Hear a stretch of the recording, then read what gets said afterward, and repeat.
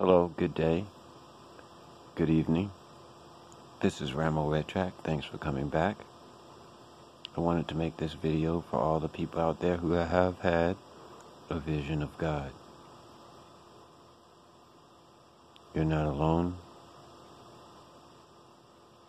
and you never will be alone. If you've had such a vision, we have something in common. And there are a lot of people like me and you, afraid to say something, afraid to let people know, embarrassed maybe. But I decided to make this video because I know it is going to touch somebody. And hey, I wish somebody had made a video for me. I was stumbling around in the dark for a long time and didn't understand what really happened to me. And it was a beautiful thing. Overwhelming, actually.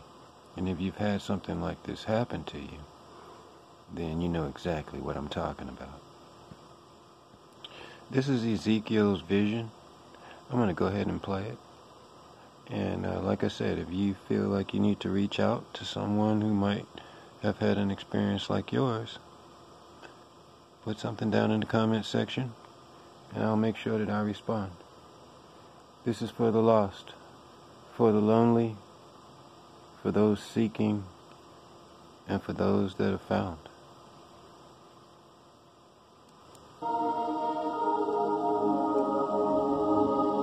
In the 5th day of the month, which was the 5th year of King Jehoiakim's captivity, the word of the Lord came expressly unto Ezekiel the priest, the son of Buzi, in the land of the Chaldeans by the river Chebar, and the hand of the Lord was there upon him. Now it came to pass in the 30th year, in the 4th month, in the 5th day of the month, as I was among the captives by the river of Chebar, that the heavens were opened, and I saw visions of God. And I looked, and behold, a whirlwind came out of the north, a great cloud, and a fire enfolding itself, and a brightness was about it, and out of the midst thereof, as the color of amber, out of the midst of the fire. Also out of the midst thereof came the likeness of 4 living creatures, and this was their appearance. They had the likeness of a man, and every one had 4 faces, and every one had 4 wings. And they had the hands of a man under their wings on their 4 sides. As for the likeness of their faces, they 4 had the face of a man, and the face of a lion on the right side, and they 4 had the face of an ox on the left side. They 4 also had the face of an eagle. Thus were their faces. And their wings were stretched upward. 2 wings of every one were joined one to another, and 2 covered their bodies. And their feet were straight feet, and the sole of their feet was like the sole of a calf's foot, and they sparkled like the color of burnished brass. And their whole body, and their backs, and their hands, and their wings were full of eyes round about. As for the likeness of the living creatures, their appearance was like burning coals of fire, like the appearance of torches. And the living creatures ran and returned, as the appearance of a flash of lightning. When they stood, they let down their wings. And when they went, I heard the noise of their wings, like the noise of great waters, as the voice of the Almighty, a tumultuous noise, as the noise of a host. This is the living creature that I saw under the God of Israel by the river of Chebar, and I knew that they were the cherubims. And I looked, and behold, 4 wheels beside the cherubim, 1 wheel beside one cherub, and another wheel beside another cherub. And the appearance of the wheels was as the look of a chrysolite stone. And they 4 had one likeness, and their appearance and their work was as it were a wheel in the middle of a wheel. As for their rims, they were high and dreadful, and they 4 had their rims full of eyes round about. When the living creatures went, the wheels went beside them, and when the living creatures were lifted up from the earth, the wheels were lifted up. Wherever the Spirit was to go, they went. There was the Spirit to go, and the wheels were lifted up beside them, for the spirit of the living creature was in the wheels. When they went in their 4 directions. They didn't turn as they went, but to the place where their head looked, they followed it. And I heard the noise of the wings of the living creatures as they touched one another, and the noise of the wheels beside them, even the noise of a great rushing. As for the wheels, they were called in my hearing the whirling wheels. In among the wheels, between the cherubim, were burning coals of fire. The fire went up and down among the living creatures, and the fire was bright, and out of the fire went forth lightning. Over the head of the living creature there was the likeness of an expanse, like the awesome crystal to look on, stretched forth over their heads above. Above the expanse that was over their heads was the likeness of a throne, as the appearance of a sapphire stone, and on the likeness of the throne was a likeness as the appearance of a man on it above. I saw, as it were glowing metal, as the appearance of fire within it round about, from the appearance of his loins and upward. And from the appearance of his loins and downward, I saw as it were the appearance of fire, and there was brightness round about him. As the appearance of the bow that is in the cloud in the day of rain, so was the appearance of the brightness around. This was the appearance of the likeness of the glory of the Lord. When I saw it, I fell on my face, and I heard a voice of one that spoke. Now, what I wanted to say for the people that may be new to this, if you just had an experience, if you've had an experience that was a long time ago, it doesn't matter. Obviously, you're probably on a path to trying to figure out what happened to you. And what I would advise you to do is look into non-dualism. I can barely talk. Non-duality, but it's also, I can't even come up with the right word right now, it's late, but look up non-duality, and that'll kind of lead you down the path to where you need to go. There's a really good lady you can listen to that talks about it every weekend. She's been on YouTube for a while. Her name is Lisa Cairns, and that's spelled Carnes. So Cairns. She's from like Great Britain or something. And you'll notice her accent when she starts talking. It's Lisa Cairns, but it'll look like Cairns with a C. And you can listen to her, and it'll kind of help you kind of figure out like how you want to live your life or death, you know. And I don't want to go too deep into it, but you know, it's just like that movie with the Matrix, right? Remember how when Neo was walking in the city, and with the black guy, and then it seemed like everybody was kind of just like a computer program, right? But they were not, right? They were like in the program, but at the same time it was like they were different. Well, having an experience like the one we just listened to is how you feel. And I know how that feels.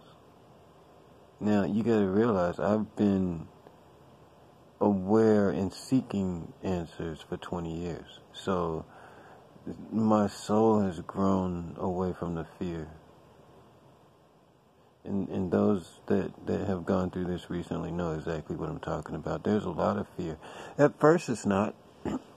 You're like Superman, right? You're like, hey, man, God sent me back here. I must be down near Jesus, huh? Right? Well, that passes, and then what ends up happening is you be like, wait a minute, I don't know if I really want all that kind of responsibility on me. And what you've got to learn how to do is tread water until your mind can catch up with the experience. It takes a minute. You see what I mean? It's just like jumping in a pool. At first, it's like really cold, right? Then after a while, you can't even, right? It seems like almost your body temperature, but the water's the same temperature.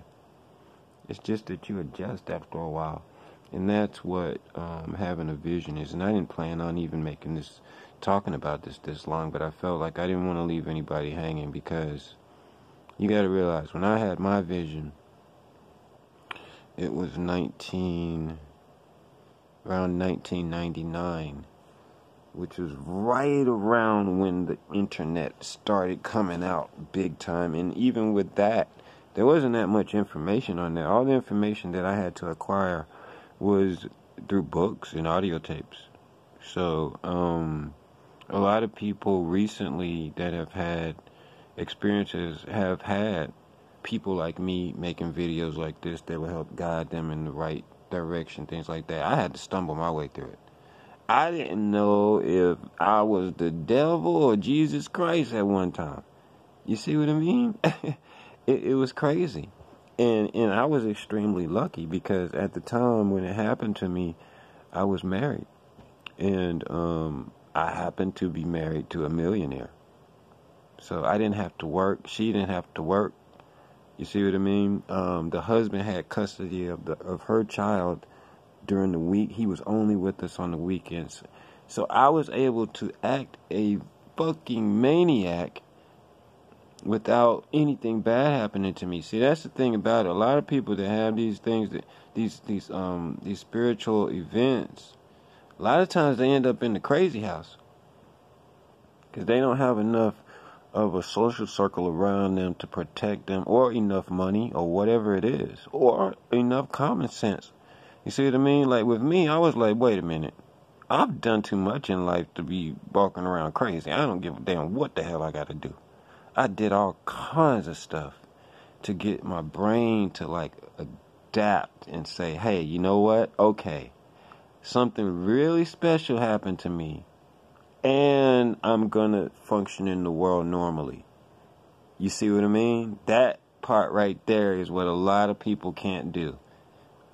You know what I mean? So like when people talk to me now, they can't tell that I've had any kind of experience, not unless I mention it, and I don't. Now, very rarely do I mention this. I've talked about it maybe a few times to people, but I saw this on this Ezekiel on YouTube today, and I said, you know what? What's the worst thing that could happen? I've been holding this back for a long time. And I just said, it's not like I'm going to start running out and telling everybody what happened to me. But, nothing wrong with making a little video that might help somebody out. I don't think that's going to kill anybody. And, I just wanted to drop this. This is a little bit more of one of my serious videos. Of course, you guys know how silly I can get sometimes. But I always like to give my viewers information that's gonna help them grow, give them something that they might be able to share with somebody else, because you might know somebody, and if you think back, if this hasn't happened to you, you might know somebody that completely just went spiritual all of a sudden, right? And you was like, what's going on? We was just drinking 40s downstairs, right? What's going on? Sometimes if you really were to dig deep and ask that person, they might have had a spiritual experience, but either they might have been told during the experience not to tell anyone for a good reason, because they might not know how to convey it right, for one. And either you're going to make somebody else crazy, or they're going to think you crazy. You see what I mean? Like, I can talk about the vision now because I'm able to compartmentalize what happened to me. And then at the same time, I also went on and I was a tennis coach for 20 years. You see what I mean? So being scrutinized under a microscope for 20 years after the vision. But it did take me about maybe a year and a half before I was able to, be non-dualistic. You see what I mean? And realize that I could be one person, but at the same time, two people, I guess, in a way. It's spirit, it's death, it's life, It's being a human being all at once. If you can do that, what you'll be able to do is harness powers that you didn't know you had. You see what I mean? A lot of people bail out. What they'll do is they'll say, this is too much for me. I'm just going back to the human part. I can't even, It's too much. And that's understandable, especially if you don't have anybody to guide you through it, and you don't do the research on your own like I had to do. Then, yeah, it makes sense for you to just say, you know what, I'm just going to be one of those people in the city, when Neo was walking around in the city, I'm just going to be one of those other people that just don't have a mind. And I don't want to look and see the truth because it blows my mind. And for a lot of people, if you don't have enough information in your head, it will blow your mind. You be walking around here cursing at the air. You see what I mean? So, this is a serious topic. And I bet you I won't get more than 2 or 3 views, but you know what? That one, there's somebody that I made this video for. It's 3:52 a.m. Man, I'm sitting up here talking to my phone. I'm not talking to my phone so I can get views. I'm looking for those couple of people that might need help in the middle of the night, just like I did. You know what I mean? And there's nothing wrong with, commenting down below. I don't mind, I think I have my email address right there on my page in the About section. So I'm not hiding from anything, you know what I mean? If you feel like you need to shoot me an email, you can. And, I can help you. There are a lot of good people out here that have made contributions. Wayne Dyer. Wayne Dyer is a scary man after you've had a spiritual experience. Because he is just such a strong individual. He passed away. But his name is Wayne Dyer. You can look up all his stuff on YouTube, and he's great. But it will scare the shit out of you. Because you're like, oh my God, I thought I was an adult. Not until you've had an experience and then trying to be an adult. Then try and walk the walk. When you really know what that path looks like. Can you walk down that path? Because let me tell you something. It's going to be rocky as hell. You're not going to have all the friends you used to have. Sound familiar to you?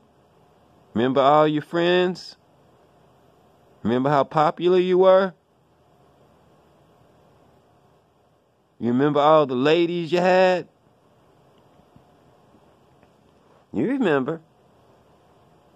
What happened? Oh, you just became an unlikable person all of a sudden? You think that's really what happened? And see, if you're not careful, you'll start playing mind games with yourself. See, you walking around not realizing how bright of a light is shining off of you. And the people that are living in darkness have to flee. And you up here thinking something's wrong with you. You see what I mean? And it takes time, or it takes a conversation like this for you to see that. And the next step down that road is even harder. It's even harder when you have to realize that you might have to walk alone. You might have to walk alone. See, that's what that whole poem, Footsteps in the Sand, is all about. A lot of people think that song, that little poem is about them and their little life and everything. That's not what that's about. It's after God shows you, hey, who you really love, me or them. He'll show you. He'll show you exactly who you depend on. He'll get your ass all alone. Somehow, it'll happen. It will happen in the strangest way. And you'll be like, what the fuck? Yo, I used to turn my ringer off. I used to hate to hear my phone ring. You see what I mean? Now I look at my phone, I'm like, God damn, nobody called me today? Like, nobody? Nobody. And for the longest time, I was like, something's wrong with me. But that's not what it is. God got to get you alone so you can hear. There's too much noise around your ass. When God gets you alone, that's when you start realizing all your gifts. That's when you start growing. Before Jesus was crucified, what did he do? Did he go hang out with all his boys and shit? I'm talking about when it was really getting down to like, all right, I'm about to do this. Did he go hang out with all his fucking friends and shit? No. He went up to the mountain by himself. He was starving up there.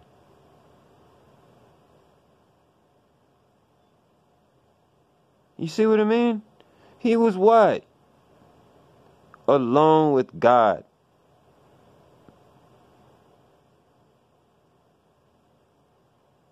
And God showed him, look, it's either going to be me or them. Now, which one do you want? And I want to answer right now.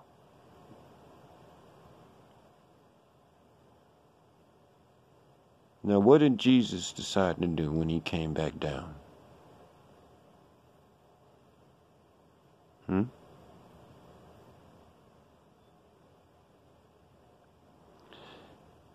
Jesus had 11 people around him. And you know what? He was all alone.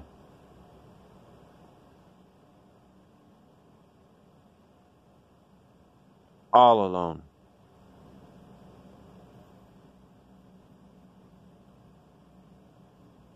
There isn't one time in the Bible where it doesn't talk about Jesus not being alone, even if people are all around him.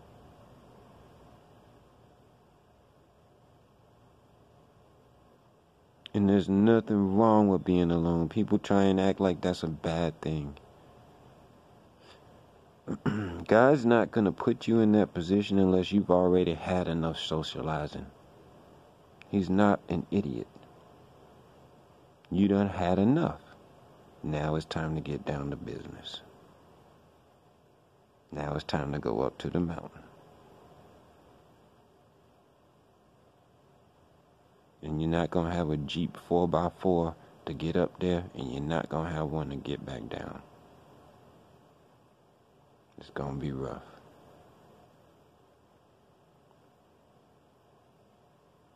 And in the little places where you get to take a little break on your journey, that's when you'll know God is with you and you're not alone. And if you got to the end of this video, you know for sure that you have purpose. Don't give up on your dreams. Keep trying. Don't let people discourage you. Keep going. Because you have a purpose here. Doesn't matter if anybody can't see it.